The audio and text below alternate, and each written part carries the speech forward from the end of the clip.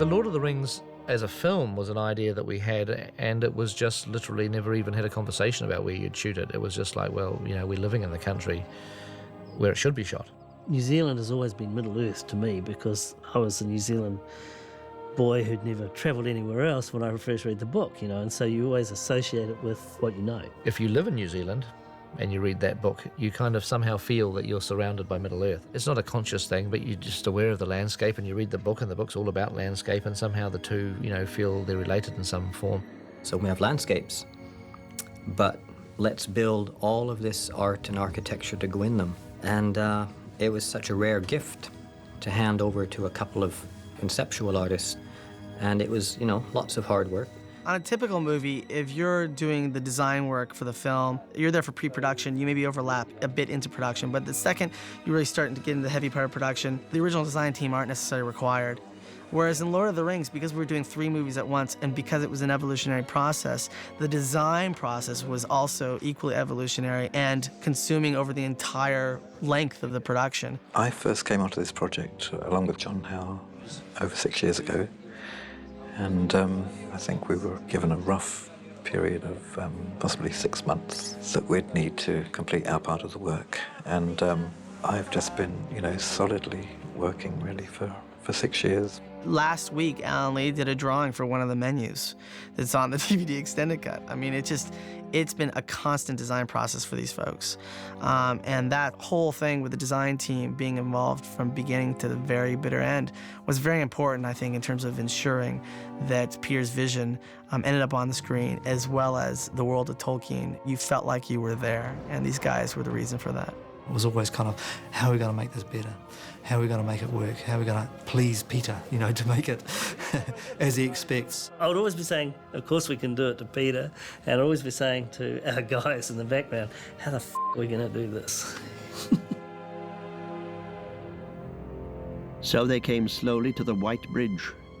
Here the road, gleaming faintly, passed over the stream in the midst of the valley and went on, winding deviously up towards the city's gate. Figures stood there at its head, carven with cunning in forms human and bestial, but all corrupt and loathsome. The Minas Morgul Bridge is a corner of a road that runs towards the front gates of Minas Morgul.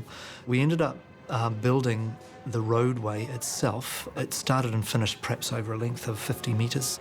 And then we had just the beginning part of the bridge that sort of had a bit of a forced perspective thing to it, and then terminated at a blue screen that married in with the miniature of Minas Morgul. Our set included sculptures that were at the front end of the bridge that were designed by John Howe. The design of those was actually an extravagant doodle. They just ended up appearing like that on the paper. And once I'd finished, I thought, oh, gee, those look significantly like Balrogs.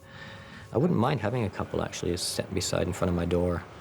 And this is, you know, Weta Workshop, if you're listening, make some statues, because I'd love to have a couple, please. We had a bit of a problem on the Minas Morgul Bridge. We had a small fire that almost destroyed the whole set. The urethane foams that we use, if it's mixed improperly, can be dangerous. And a pile of foam spontaneously combusted in the middle of the night. This is all the fire damage from this morning, and all the plaster and all the first layer of foam's been burnt off, but I'm just going to bang off all the loose stuff, and then we'll plaster it again, and we'll keep it. Looks good. Hopefully they don't like the idea and we have to burn all our sets, eh? You know, like they say, the show must go on. We pulled out the parts that had been burning. Luckily, it hadn't destroyed the whole set or the building it was in, and rebuilt it, and away we went. Come away, Hobbits. We climb. We must climb. The Stairs of Cirith Ungol actually started in the Minas Morgul road set. And Tolkien describes it as being quite distant from Minas Morgul, but Peter needed it to be much closer, which made perfect sense, that there be a sense of menace from climbing up this cliff face mere yards away from this eerie, horrid city. But of course the stairs just go on and on and on up this massive mountain face. And Tolkien describes them as though they're kind of more than vertical. This stairway did not delve into the mountainside. Here the huge cliff face sloped backwards, and the path, like a snake, wound to and fro across it. And Frodo, glancing down, saw below him, as a vast deep pit, the great ravine at the head of the Morgul Valley. So when we're wide on that, we see that as a series of model shots. But of course, various parts along the way, quite a lot of drama happens. So we built a series of set pieces. The guys are just starting to work on the steps here. You're going to get a step thing happening all the way down. The last set of steps that we built really were outrageous. And occasionally you'd walk through the studio to have a look what was going on, and they'd be up there halfway up the steps hacking away at the rocks and without gear on. Those boys used to give me the horrors, but boy did we make some steps. We had a couple of sets in which we built steps which were very, very difficult to climb. Especially when you're fat and we've got a bag and a cloak and hobbit feet on. And Elijah was in front of me, and the pointy end of the scaffold would poke me in the face all the time. I was sure I was going to lose an eye on that thing. There was lots of slipping and banging your head, and everybody associated with the movie had to endure some unique kind of suffering. And mine was those stairs of Cirith Ungol.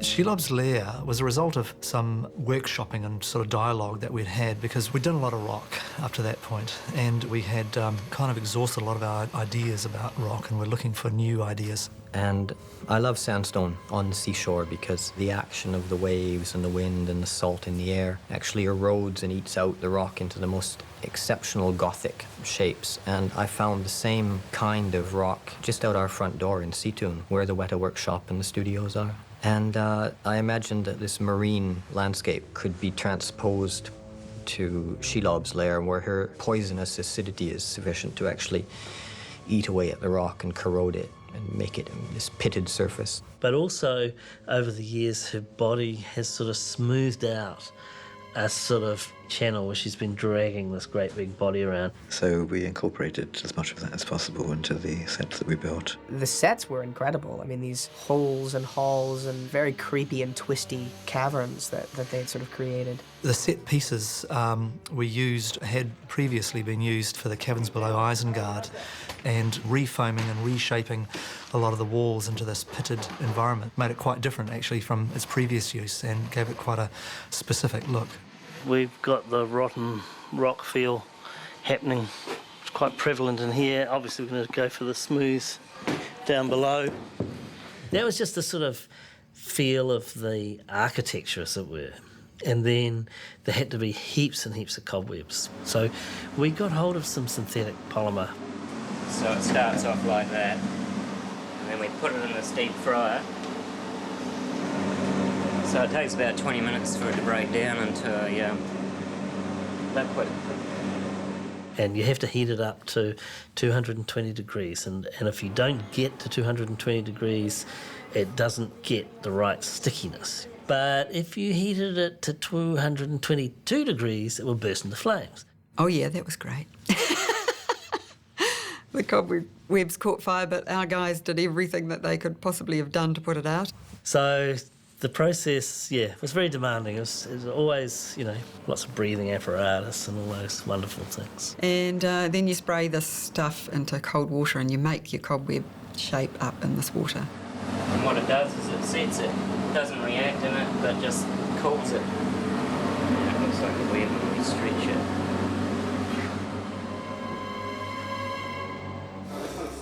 So it's actually quite user-friendly material, really.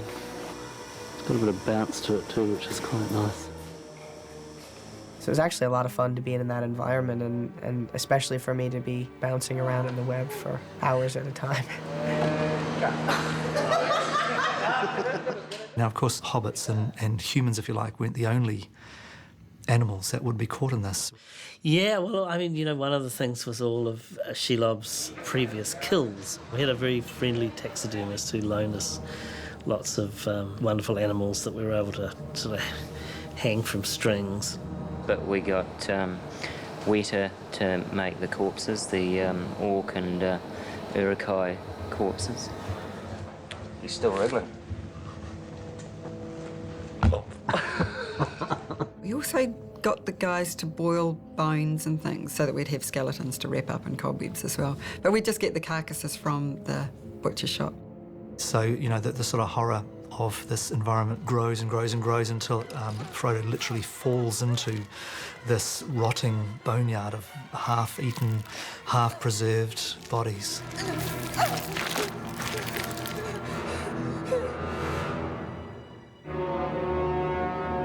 Cirith Ungol was originally built as an outpost for the Númenóreans to look out across Mordor and to sort of be a watchtower. But it had been overwhelmed by the orcs sometime in the distant past. And, you know, over the years, they have changed parts of it in their orcish kind of way. The crumbling remains of the Númenórean structure are still there, but there's a whole lot of orc metal and iron that's been riveted onto it.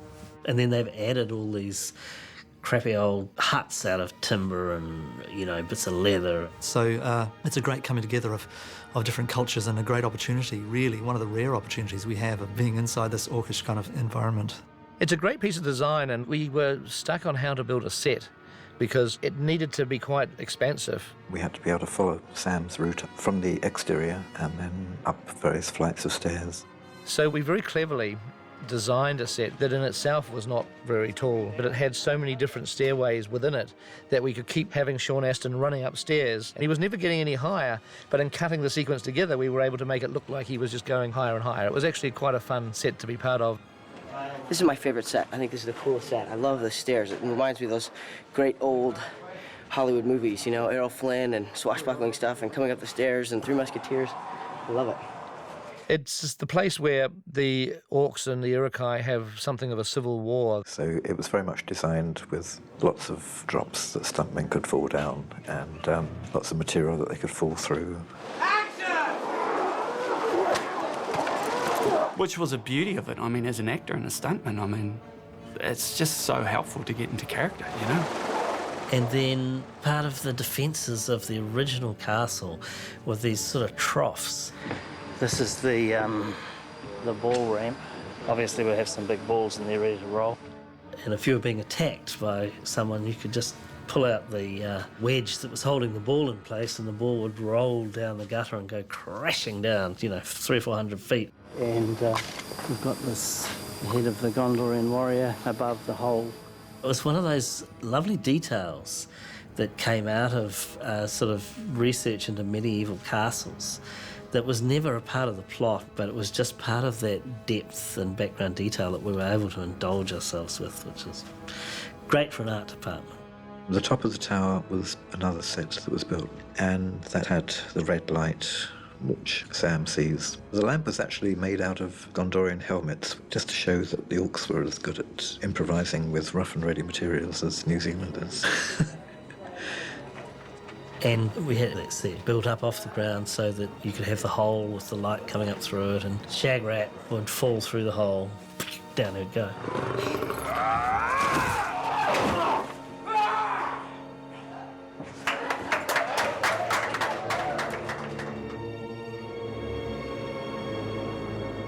The Dimholt Road itself was shot at a place called the Pinnacles, which is about 2 hours' drive out of Wellington. The location was stunning. We helicoptered into that location, and it was this really dramatic landscape.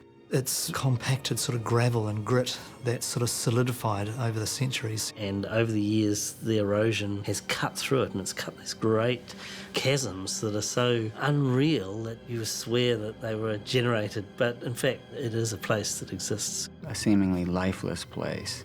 Perfect for the Paths of the Dead. I know Peter knows it well because he's filmed there before. It's a location that Pete used in one of his earliest movies, Brain Dead.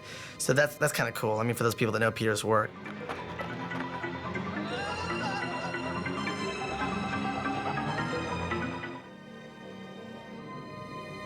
And then we shot the actual entrance of the tunnel, the Paths of the Dead itself, in the studio. But because we knew that we were shooting at the Pinnacles for the approach, we took a lot of care in matching the sort of rock formation and the rock style for the studio set that we built with the doorway. It was all done to sort of made sure that it married in very closely with what the Pinnacles looked like.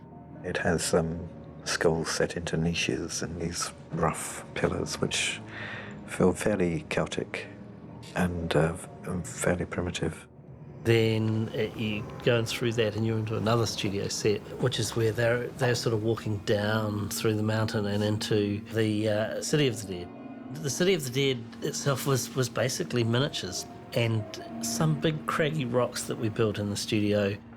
Then they burst out through the side of the mountain. We found a sort of rock formation down in Queenstown on Deer Park Heights. It had a slight crack in it and we added to it and built a sort of doorway.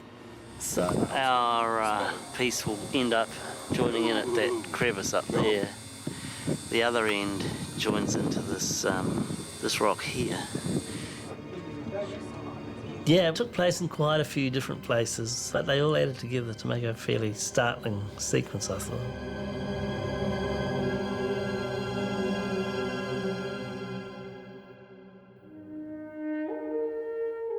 The actual basic layout of Minas Tirith is pretty well established by Tolkien. The fashion of Minas Tirith was such that it was built on 7 levels. Each delved into the hill, and about each was set a wall, and in each wall was a gate. For partly in the primeval shaping of the hill, partly by the mighty craft and labour of old, there stood up from the rear of the wide court behind the gate a towering bastion of stone, its edge sharp as a ship keel facing east. And it was a matter of giving people what they'd expect to see. So the pleasure of Minas Tirith was really just in developing it and creating the detail and just making it as beautiful and as impressive a place as possible. In our sort of early work, we'd done a lot of research, particularly architectural research, and the Minas Tirith research pretty much came out of Italy and the sort of middle of Europe. I think Gondor really had a feeling of being the Rome of Middle-earth. So I think we were looking towards that Mediterranean end of things from the word go. One of the influences was actually Mont Saint-Michel in France, and there's a smaller version of that called St Michael's Mount in Cornwall. And when you look at those places, when you look at Mont Saint-Michel, it's just so romantic and striking. And we tried to create a more impressive and more powerful, more ancient version of that, really. The city of Minas Tirith was by far the most extensive set that we ever built for the trilogy. And it was always going to be a difficult set to build, not just from the construction point of view, but actually where do you put this thing? I mean, it's a gigantic set. It's like the largest set ever built in the Southern Hemisphere. I mean, it's huge. And it was built on the bones of Helm's Deep. We'd already done Helm's Deep out at the quarry, and we decided that we'd utilise the remains of that set and actually design Minas Tirith around it so that we wouldn't have to clear everything out and go back to scratch. And then out of the ashes of Helm's Deep rises a bigger set, Minas Tirith. And it kind of fits in with the sort of approach we're taking to Minas Tirith, which is it's this kind of ancient civilization which is built on top of more ancient civilizations. So you got this sense of layers and layers of ages and buildings.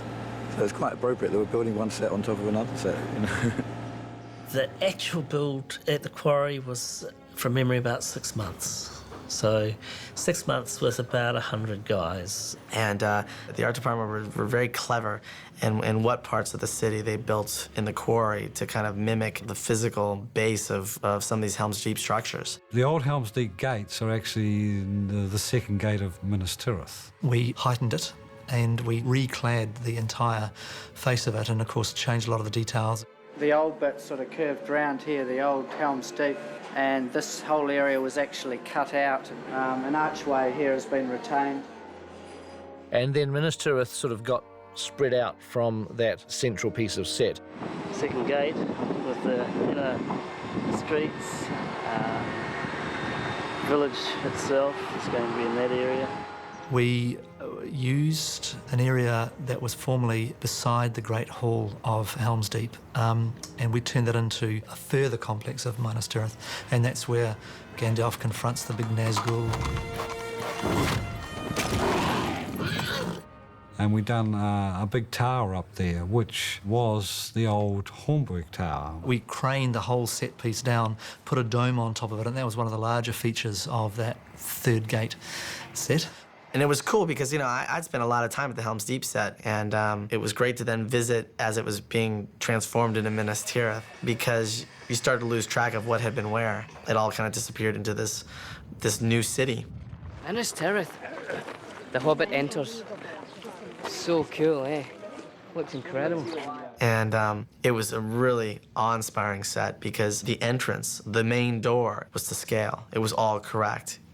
So it was huge. The gates were huge. Huge. They're huge doors. Yes, the doors were, gosh, 6 to 8 metres high, I suppose. From memory, they weighed a couple of tonne each. But of course, we had to make them able to be opened by humans, so, you know, they were very evenly balanced. With the main gates, just wanted to make them as decorative and impressive as possible. And the idea of having a basic wooden structure which would then be covered with bronze sculptures, it just seemed really quite appropriate. They had all these sculpted elements, almost like the doors of the baptistry in Florence, just that kind of craftsmanship. And the gates also had to be built twice because we had to have a broken version as well as the unbroken one.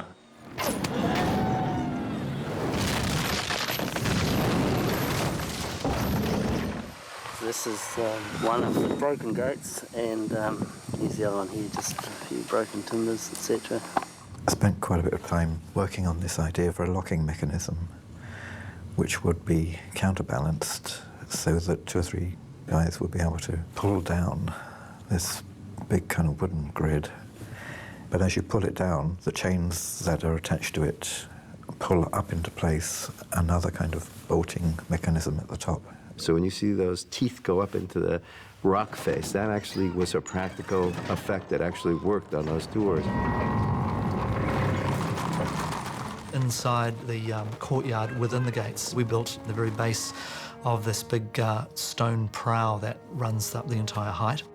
The prow scaffolding is in place. That's the full height of the prow that we're seeing there. I mean, you walked up to it and you're like, oh, look. I mean, it was like this gigantic wall, and granted it was made out of polystyrene in terms of the surface, but it looked real as hell. And once you went into that main square, you were surrounded by all these buildings, and there was little streets that went off in every direction. It was built to be deliberately like a labyrinth because we wanted to be able to shoot a whole variety of different scenes on the set, different parts of the city to make you think you were at the bottom, at the middle, at the top, you know, all over the place. We built about 4 or 5 levels, but Pete shot it in such a way that you never saw all of them at once, and you often could rearrange a few things and shoot back down the street and create another level that way. The art department did a really great job of always having side streets and you know, walkways. You always feel like it keeps extending beyond just the physical floor plan. You know, that's just great design. I always think around this corner of Minas Tirith there's going to be a little pizza parlour and a jeweller's and an open-air cafe. You could walk through the streets and lose yourself in that set. It was monumental. We worked on great sets, and Minas Tirith was one of them, the streets of Minas Tirith, and they were truly amazing in terms of their scope and detail. We tried to make it as convincing as possible and as much like you'd expect a medieval town to be. I remember going to Siena years and years ago because it was a true medieval town that was very much like Minas Tirith in many ways. You know, it had generations and generations and generations of people living there, but the town itself had at one stage been divided into various quarters where various trades had their own guilds, and those guilds had their own heraldic motifs that were, you know, mounted on buildings or on gateways and things like that. And we did similar sorts of things in Minas Tirith.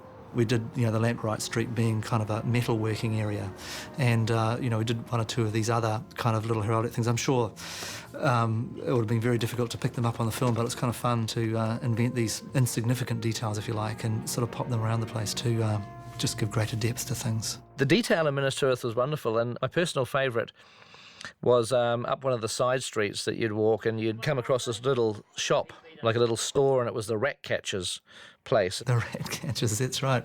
But I mean, you know, it's not as odd as it sounds. There would have been a rat catcher, I guess. You know, a place like Minas Tirith would have been riddled with the things. These are the rat catcher's cottage up there at the foot of the wall. It wasn't ever a deliberate decision. One of the draftsmen was interpreting a little drawing that I'd done, and he'd seen a little squiggle on the side of the door, and I don't know if I had anything in mind when I did it, but he interpreted it as a dead rat. So he decided to call it the rat catcher's cottage. And he just put that down, I think more as a joke than anything else, on the bottom of his sheet, which of course goes off to the props people. So this thing ended up on set with all these rat traps and dead rats hanging from it. It's just one of those finer things that make the whole thing feel more real.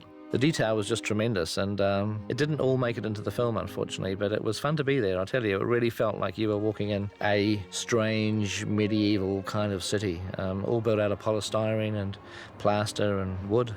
I mean, it was the kind of location that basically, if you had a visitor, everybody would be pleading, can we have pictures taken in front of that door, next to that wall? And I know we took pictures for some people and basically had to put it in the safe until the movie's released, and then, you know, finally can give them back. But an amazing location.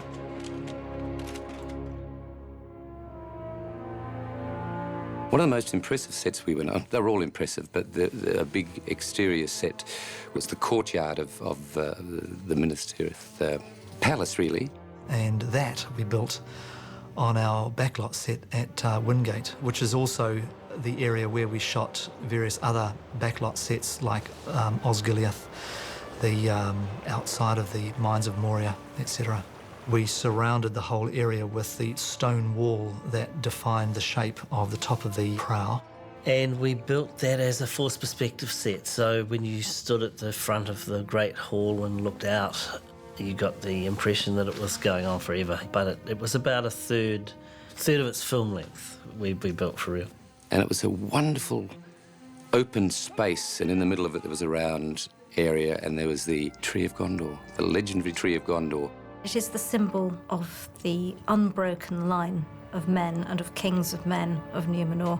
The actual tree itself is a tree that basically has been a huge tree in its day, and then it's almost completely died. So basically it's to look like a tree that's had a tremendous struggle.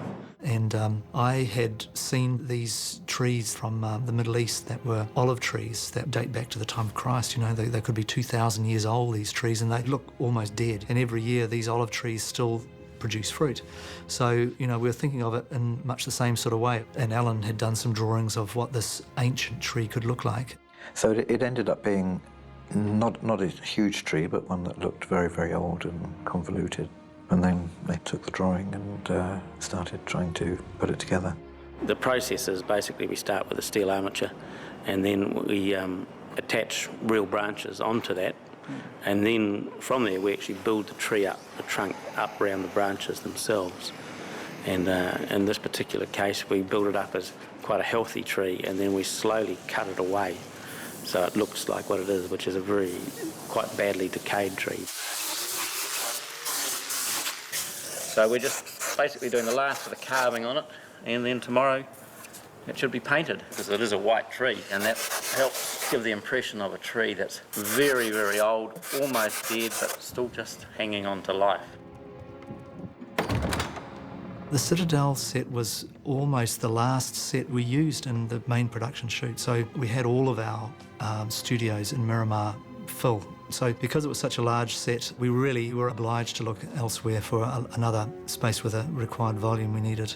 And we finally found an old wharf shed that was big enough, so we decided to build the set in there. When I first entered most of the sets, I always had to gasp at the beauty of them. When I entered the Great Wharf set, I was awestruck for a moment, because it is massive. It had to be, you know, almost 3 stories tall. I mean, it was just gigantic. It's a very large space, but it was only just wide enough to contain our set. And the windows on either side were actually just a couple of feet away from the wall. We showed Andrew Lesney, and he said, I can't get my lights in behind there. We're going to have to do something drastic here. So we spoke to the Harbour Board and got their permission to cut holes in their concrete wall. Great big wide concrete walls that we had to cut holes in. Unbelievable. So they could shine lights from outside to represent the, the sunshine streaming through the windows. The Citadel is the seat of power in Minas Tirith, but Denethor is on the throne, and the room itself has to have this slightly solemn aura, as was described in the book. No hangings, nor storied webs, nor any things of woven stuff or of wood were to be seen in that long, solemn hall. But between the pillars there stood a silent company of tall images graven in cold stone. In each niche there was a carved statue of one of the former kings. So it kept our team with their hands out of their pockets for another 6 months, yeah. And it was beautiful. It was just all these kings of old all along this amazing set. And we also used a black marble for the pillars and an alternating dark and light stone for the archways, which is kind of borrowed from Charlemagne's chapel, which is a beautiful building, very, very rich. The detail was perfect. Everywhere you went, the detail was perfect. And so you've got this view as you walk through, and down the end is this incredible throne. The King of Gondor's throne is at the top of a flight of marble stairs, and is made of marble and is quite highly decorated. And then down at the foot of the steps to that plinth, beside the steps, was the smaller throne, which was Denethor's throne. Which is a much simpler kind of black stone. Because he wasn't the king, he was only the steward, you see. And hanging above the throne is a crown, and Tolkien describes a kind of stone canopy, but I thought that a metal crown would be quite a nice feature to have. Which is a great symbolic gesture, really, because the crown is there, the throne is there, but the one thing missing is the figure of the king himself. The Minas Tirith set had this great kind of feeling of age and dignity. In fact, I couldn't keep away from it. I'd sort of would wander out there at weekends, and it was like walking around in some hill town in Italy. It's that sort of magical place you go to on holiday. A lot of good memories of Minas Tirith. During the principal photography, we had a policy of not really building sets in the parking lot of the Stone Street studios. But the situation for pickups of Return of the King was different because we weren't able to travel to all the locations again. Well, we had sort of a very tight schedule, and we had a lot of sets to shoot. And so bits of those places, if they were needed for reshooting, had to come to Stone Street. So you could walk down the parking lot at Stone Street, which now had become a back lot, and you could walk through Middle-earth. You'd walk in there and there'd be exterior Edoras right in front of the stables. There was bits of Orthanc. We rebuilt 2/3 of the Golden Hall. Just behind there was Rohan. You'd have the Green Dragon. There were bits of Pelennor Fields. Then there was the other walls of Minas Tirith. I think there was part of Mount Doom. All of this in one parking lot. You'd sort of turn one direction, there would be Edoras. You'd spin around 90 degrees, there would be Minas Tirith. Spin around there, there'd be the Houses of Healing. It was kind of, they were all over the place.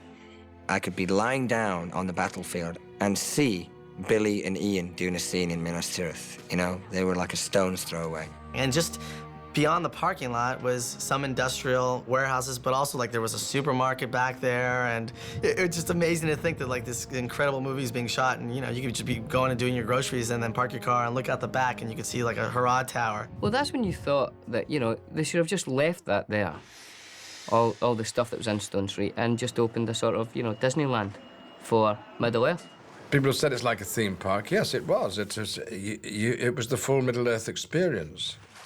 I mean, if you'd walked in with no preparation to that, you would have thought, wow, this is really a circus. How can they possibly make sense of this? Peter had his bikes with his name on them, and he'd get on his bike and cycle from one unit to the other. Highly sophisticated transport mode.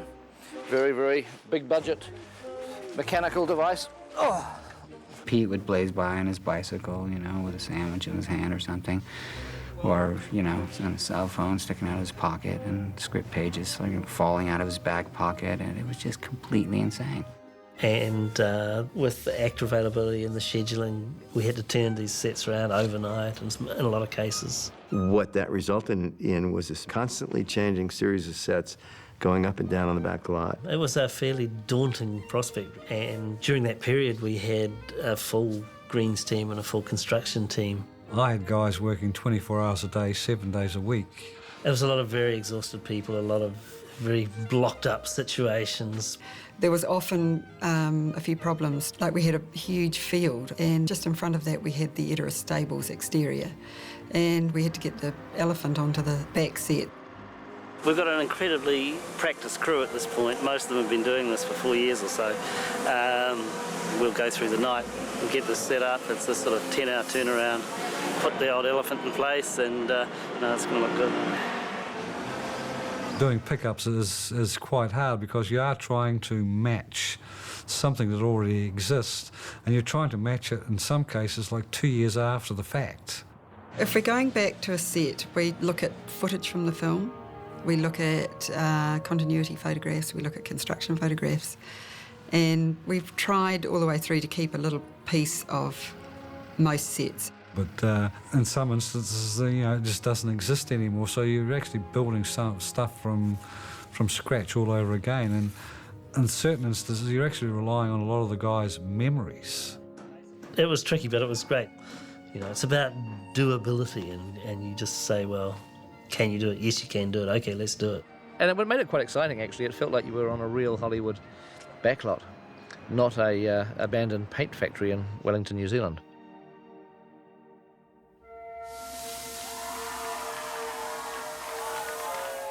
Visually, the foundation of this movie trilogy is the design. There were incredible sets, incredible craftsmanship. I think, like the acting, it was an ensemble piece. It was everyone's energy and attention to detail and love of the project that created this fantastic result.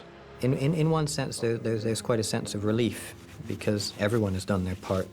And it's all worked.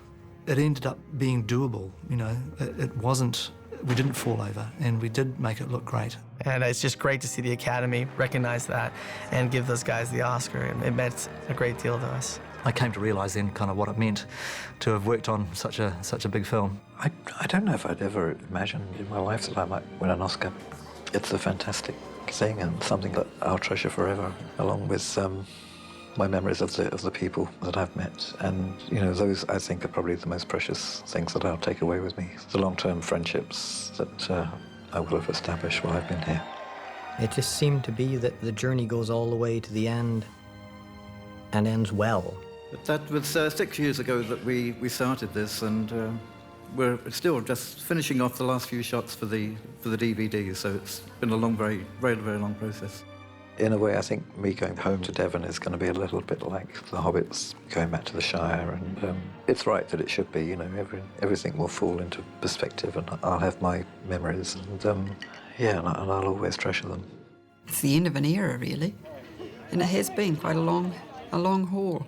5 years of high tension and effort and laughter and tears and stress and delight. It was a very emotional time, a good time.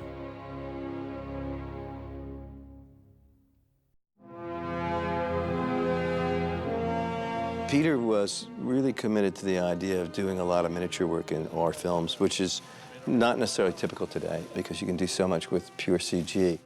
Pete loves miniatures. He's often said that if he couldn't be a director, he would want to be a miniature cameraman. I think he just likes being around them. And of course, you can see that, his background. Way back the time when he was a young man, he was building miniatures and he was shooting them, blowing them up. You never get that out of your blood. It's the world's biggest electric train. Pete's the biggest kid of all. The film is kind of incidental, really. It's playing with the toys, which is the main thing. And, they're beautiful objects. The guys at the workshop and the miniatures unit put a fantastic amount of care and love into everything that they did. I think it's really evident in the films. If you look at them, you can see how rich those miniatures are and how realistic they are. They add something that you wouldn't get any other way.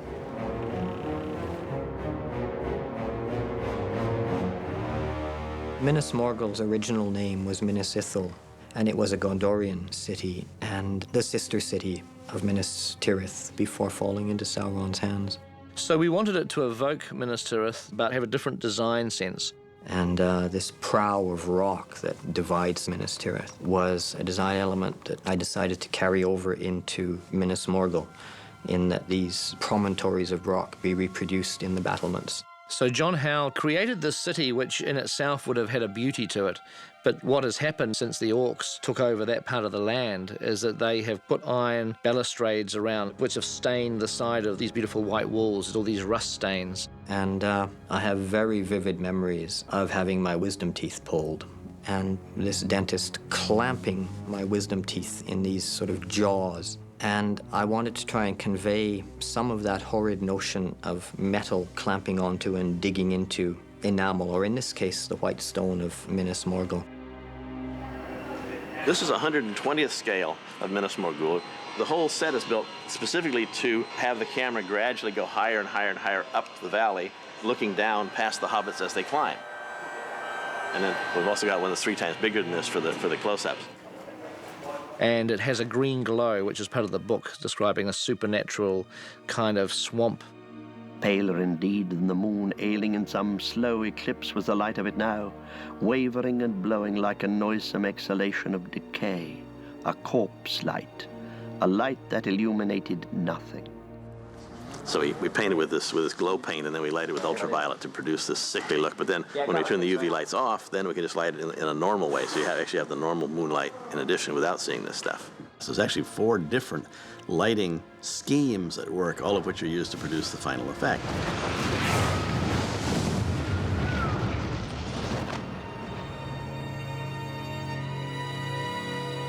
Cirith was built by the ancient Númenóreans as a fortress guarding the borders of Mordor. It's the one that the Orcs have really taken over and made it their own. I'd initially done a sketch which was pretty close to the description in the book.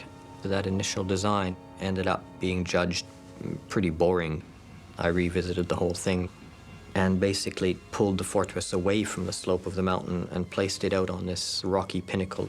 And each successive courtyard is at an angle to the one below it. So it is faithful to the description in the book, but gives it more of a crazy, vertiginous aspect. The first time you see it is from Shelob's lair, actually. You see just the top of the tower. And they actually took it off the miniature and took it down to the shooting stage and plonked it at the end of that set. This is a very rare moment that we actually have a tangible tower in the background. So this is kind of a special moment, because normally we have like a blue screen to look at, and now we don't have to use our imagination, because there it is. When it came back, I was able to put some more detail, because I had heard there was going to be some close-ups on it. Part of the richness of any miniature is the amount of fine texture you can get into it. And just looking at a huge stone building isn't very interesting. As soon as you can hang a few chains on it and knock some holes in it and texture it up, of course, then it starts to be more interesting and it starts to be more believable. It was my favorite of the Orcish sets because of that tremendous sense of detail. Everything about it was sort of macabre, gothic quality. So it was a joy to light. You couldn't light it wrong. You just put back cross light on it, and it looks fantastic.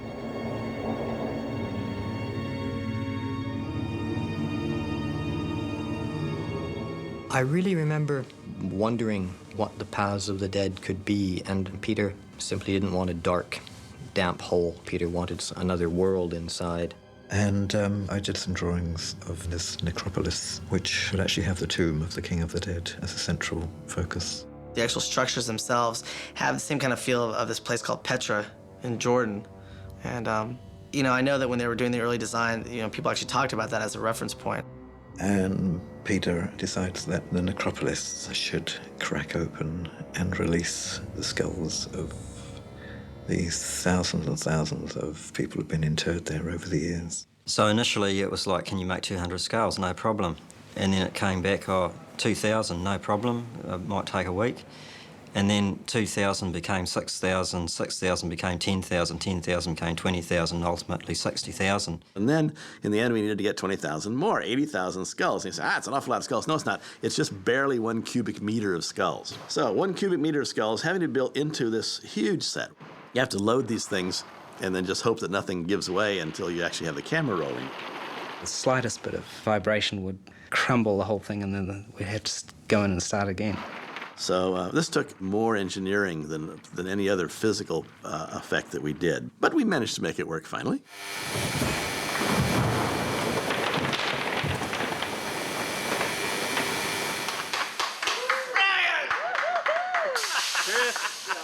Absolutely great, guys. And they'd also done a lot of live-action shooting of full-size skulls.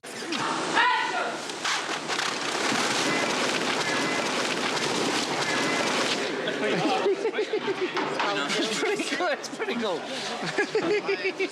Once we rolled the skulls down, we had to pick them all up and take them back to the top and do it again. It was sort of fun. You know, people had bags and they were sort of like shooting baskets. And after a while, throwing skulls at each other, it was kind of a weird atmosphere. We had to extend those shots. We would work out what the angle had to be to match the live action full-size piece and then start the cascade of skulls up so that we could make it look like the avalanche just sort of stretched away into the distance.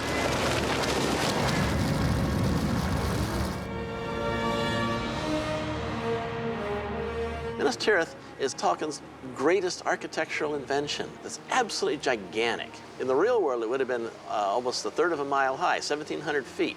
Now think of this. When we were shooting the Two Towers, our major set piece was Helm's Deep, a gigantic fortress. And Minas Tirith dwarfs Helm's Deep. Minas Tirith was one of the first miniatures that we did for the third film, and that was based on Alan Lee's drawings. I sort of approached it on two fronts, really, and one was going through the front door and taking a very close-up view of the city as it unfolds. And at the same time, I started thinking about the wider view. The way that the model was developed was not dissimilar to the way that a city would have grown and changed and gradually been built up over the years. And actually having a whole group of model makers on it was really helpful in that respect. They'd each be an architect from a different period that would be doing their own little speculative development. We installed over 1,000 individual houses to make up the habitations of the streets of Minas Tirith. Minas Tirith in its entirety was built at 1/72nd scale. So Minas Tirith was as big as our room. We couldn't make it physically any bigger. The buildings at the top were just scraping the beams on the underside of our miniatures building room.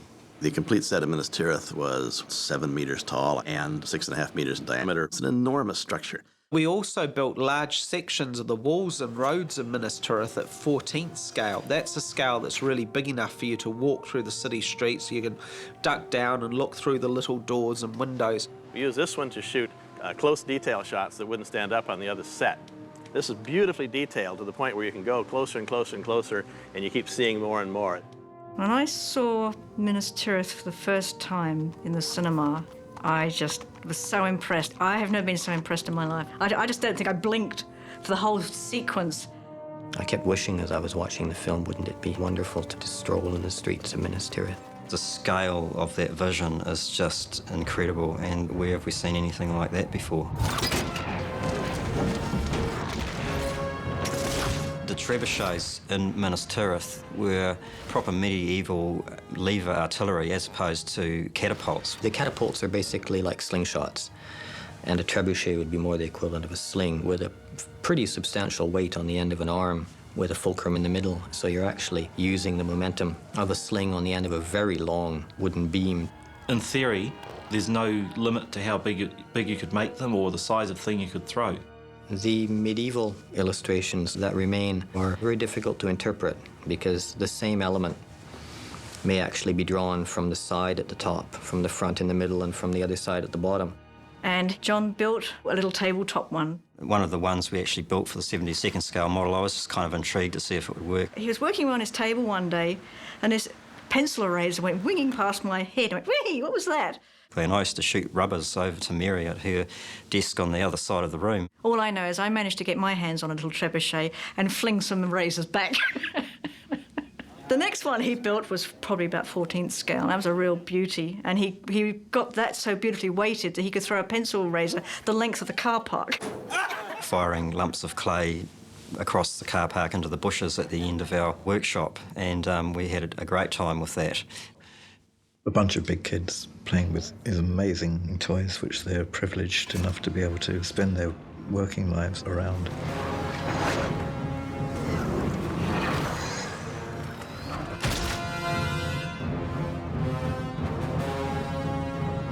Grand is a huge battering ram with its head in the shape of a wolf. It's a very, very daring graphic element for Tolkien to have actually described. Great engines crawled across the field, and in the midst was a huge ram, great as a forest tree 100 feet in length, swinging on mighty chains. Long had it been forging in the dark smithies of Mordor, and its hideous head, founded of black steel, was shaped in the likeness of a ravening wolf. The wolf-headed battering ram that Tolkien described, we wanted to take one step further and in fact made the whole of the battering ram to look like a massive cast iron wolf. The model of the battering ram itself of Grand was quite huge. It was the size of like a van. And it was all clad in lead. It was very, very heavy. Working with lead is it's a toxic metal. We're not going to take chances, so we wear gloves and touch it as little as possible. It's certainly a beautiful metal to work with, so malleable and shapeable. We decided to cover the whole thing in inscriptions as well. And I know that one has lots of spelling mistakes. Mortal spelling mistakes. And the Tolkien experts will be able to read it, but for everybody else, it says, no wall between, no power against, no endurance of souls, Grond, the wheel of Mordor. And this is repeated all over the shoulders and a little bit over the eyes as well. Weta had built this miniature of Grand and it had sat in storage for forever. Some people thought we were never going to shoot it, it was never going to appear in the movies, but at the last minute we wheeled it onto the stage. The brief was, Grand hits the door, then Grand hits it again, and, his nose comes through. And then Grand hits it a third time, and that's when it all breaks open and the doors fly open. Well, of course, that was, the theory, but when we went and shot it, the first time Grand went through, it just went smash through and it all came out. Yep. The model builder who actually built Grand was there taking care of his model, and it was my job to just smash it into doors over and over and over again. And this poor guy, you just see the look on his face. We gave the door a good whack yesterday, which broke a couple of his toes, but just bend the lead back into shape and a bit of glue and he's back together again. I broke his claw, I broke his nose, I just did everything, and it didn't matter, it just had to be exciting. You had to feel the impact as it smashed into the door.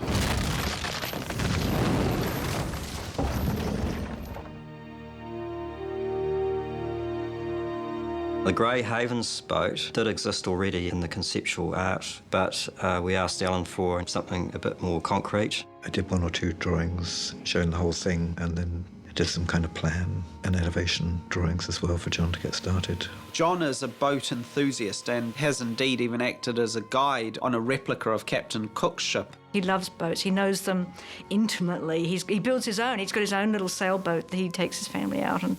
The hull itself went together very quickly. I'm pretty sure we would have had most of it up in 3 or 4 days. We used plywood frames and diagonal plywood planking.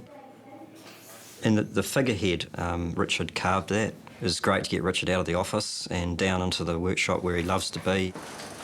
Let's go and have some beers at the boat. It's actually fully watertight, that boat, so it'd be nice to think that it would be able to sail away on the ocean one day. We don't quite see enough of the Elven boat, but it was beautifully executed and very satisfying. Grey Havens originally was planned as a foreground element with a matte painting in the background. So we had a foreground 14th scale miniature. A year later, we got word that they wanted really some more of the city. So we went back to the drawings, and one of the influences for the Grey Havens was actually paintings that I'd seen by Turner, showing these exotic harbours with a view out to sea with the setting sun. Working in that set was one of the most rewarding of all the sequences that we did. And I think one of the reasons for that is that it represented all that we'd learned. We'd done so many big models prior to that we were sort of quite a good team now. We could pretty much, yeah, there's your model, right, next. And it was interesting to see how much their style had matured and their technique had matured. It was a beauty. Of all the units that we had shooting stuff on these movies, the longest serving, most loyal, hard-working unit was the miniatures unit. I didn't set out to torture the miniatures department on purpose, but there was a weird thing of they never seemed to quite stop, and they never knew when they were done with Lord of the Rings. I believe this may be the longest that a crew has ever shot on certainly on an effects unit. They went a little bit strange in the head over that period of time. Every so often we would day 200, day 500, day 666, We'd have a little party. I decided that we should have a party because it's shoot day 666 and it's a pretty historic, momentous occasion. You'll have to excuse the neck. This is our party this evening for the 666 shoot day. Next thing you know, there's devil music and there's devil invitations and everybody's wearing red suits and all this stuff. Lord High Executioner, Marty Wall. And then everybody's got to get up on the runway and do a little skit or whatever. So it's a lot of fun. Mr. Man himself, Alex Bunky.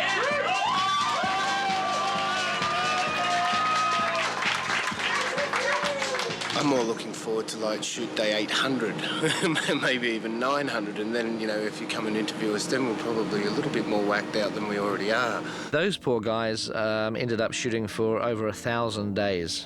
People shoot feature films in 30 days, and they were shooting those models for 1,000 days. And I must admit, it has been a long haul. It's enough time to actually get to know people so well, you know them too well.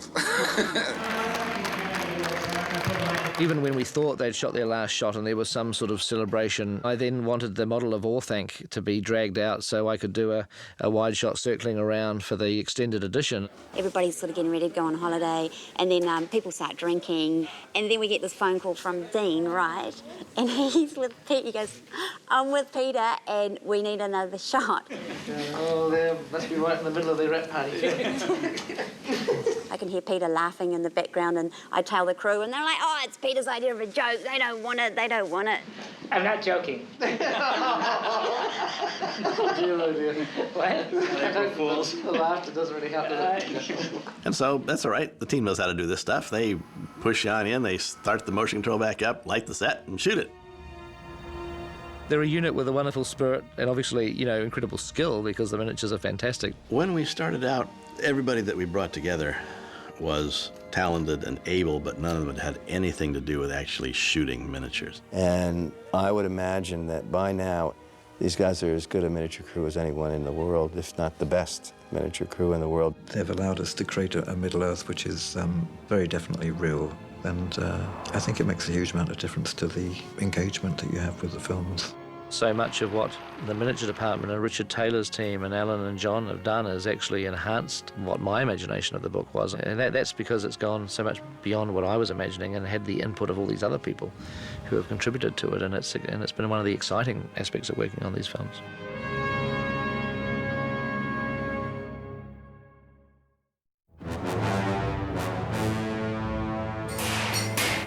When you start a film, you never set out with the intention of doing the work to garner recognition at a higher level than just the beautiful craft that you've tried to put into the film. But in the case of Lord of the Rings, of course, it has a legacy well and beyond just the process of making film. I think as we got into the first year, it all dawned on us quite rapidly. I thought it was going to take a lot longer. Things were going to be moving a little bit slower. It was a lot bigger than we first anticipated. There's no doubt that when we started these three films, Tanya and myself included, were fairly green at what we were attempting to do. It's a great tribute to Peter and New Line that they entrusted in us the level of confidence, but it required a huge amount of learning. We'd never made armies of soldiers, we'd never produced hundreds if not thousands of weapons, designing creatures and making prosthetics in mass numbers. But of course, all of it is relative to the group that you gather around you.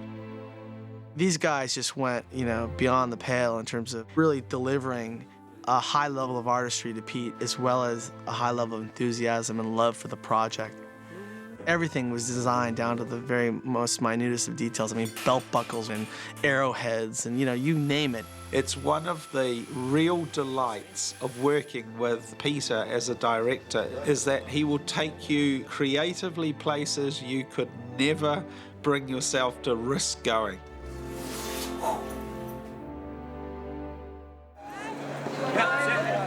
We appreciated that through the length of the three films there would be significant battles, there would be a huge amassing of these troops, this melee of action.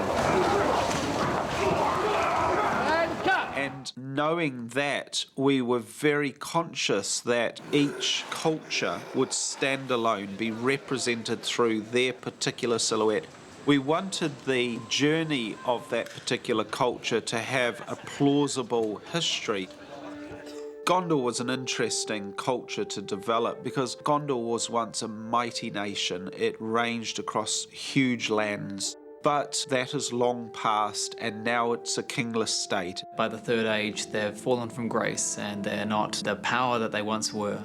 Their armour and their weapons have become more representative of a ceremonial process as opposed to just strict warfaring as, say, we see in the Rohan.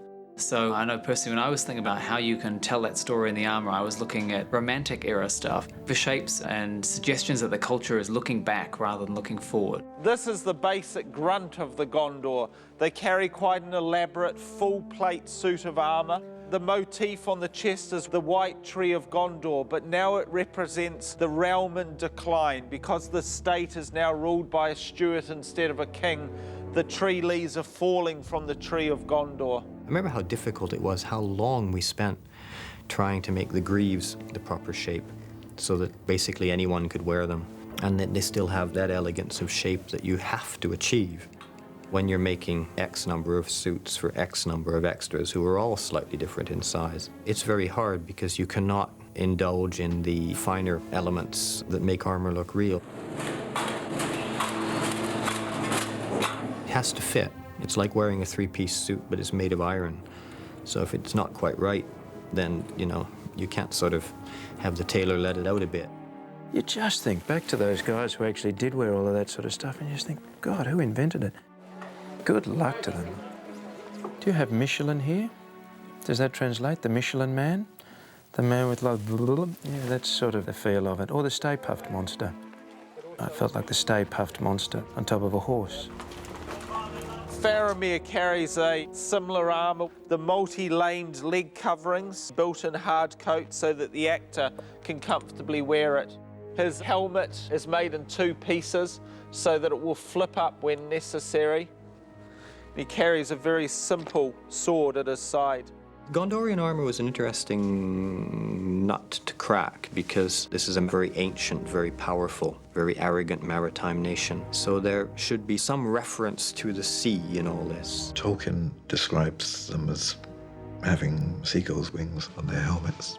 There's no better example than this. This is a Gondorian helmet from the Battle of Golgoroth way back at the beginning of film 1. You can see how the helmet has a feeling of antiquity because the wing blades are still removed as separate components in the overall helm. But the progression of this culture over the next 1,000 years take us to this. The helmet has become a single bowl, hand-beaten out of plate steel. The seabird's wings now are embossed out from the inside surface, making for a more efficient piece of armour. Now, going to the total extreme is the Court of the Fountain Guard. They carry these large seabird wing motif up the side of their helmet, very much the crest of their position. Oh, they're sort of a remnant left over from when the kings ruled Gondor. They don't answer to the steward and they protect the courtyard and the white tree. Aren't those winged helmets such an annoying idea? I mean, it's one of the few things, I think, in Middle-earth that is kind of at odds with this overall absolutely beautiful aesthetic. We were trying to figure out ways to do it and make it work and make it look ancient and beautiful and graceful, but we couldn't quite nail it. It's a little bit tricky because you immediately think of Vikings. You shouldn't even be thinking of Vikings because Vikings never had wings on their helmets. That would have been heartbreaking to see all these Gondorians hopping about in Thor helmets, wouldn't it, with two silly wings nailed to the sides of their heads. That would have been awful. So it was trying to come up with a more formal way of giving these helmets wings. Ellen did this beautiful drawing where the feathers were sticking out ridiculously on the side of the head, and yet it worked and it looked great, so fantastic, and it looked real somehow. I particularly like these helmets. They're as crazy as our own culture's created the ceremony that's so tied in with war. And then you've got the Citadel Guard, which is the level in the army that Pippin joins. These are the guys that actually always stay inside the city and fight within the city walls defending it. This is Pippin's scabbard and utility belt. The concept being the outside wall of Minas Tirith, the 7 levels of the great city, the court of the kings, and the penetrating rock that makes up the bow that creates the city of Minas Tirith. Then we come to the helmet. Not my favourite. Sorry, people of Weta. The initial rendering of Billy's helmet was hilarious because it was the Gondorian helmet with the silver kind of nipple at the top, but then it had black feathers on either side. Completely out like that. And I honestly thought I was on some sort of candid camera. The helmet was like this big. It looked like, you know, like something that Cher might wear to the Academy Awards. But there was another helmet. And even Ian didn't like it because when he's holding on to the front of his horse, he's got this helmet up to about here. This pointed helmet. Get out. Down to the lower levels, quick! So, you'll notice in the movie, I ripped that helmet off quite a lot. You know, because it's truthful for the scene. Pete likes armor, and I remember that for the Black Gate, he wanted me to be all armored up for that, and I said, you know, because of the way he's set up as a ranger, and that transition, it wouldn't seem right to suddenly be all like a tank. You know what I mean? It just didn't feel right. And the other thing is, I knew I was going to have to be running around on the ground and fighting people and stuff, and I said, it's much better, and it's more in keeping with Aragorn's style to go helmetless and no gloves. We did talk about a heavy armour, you know, for the Black Gates, but it just doesn't fit who Aragorn is in the films. It was quite heated for a little while there about which way to go. What was wanted was a look for him to say, I'm not the king yet, but I'm stepping up to lead this army, and I really have cast off the last remnants of who I was. The reconciliation of that was to go to a leather coat that had the Tree of Gondor embroidered on it. Once again, like Faramir, we incorporated the White Tree of Gondor, but in this instance, it was embroidered, and this was added a little extra difficulty to it. But for the coronation, it had to be something special. Peter really wanted Viggo to be in armour, so the final scene was where we brought back the armour for the coronation. The armour I'm wearing is the armour of my forefathers. Old armour that I think you see in the prologue. We used as much of Elendil's armour as we possibly could. The idea that this armour had been rescued from the battlefield, and in the same way that the Royal Guard have maintained their vigil protecting the tree, somewhere resting in state is the trappings of the royal family. Quite elaborate, but quite ceremonial, carrying the stars of Gondor, the bird's wings, the carefully engraved motifs. Once again, all originally made out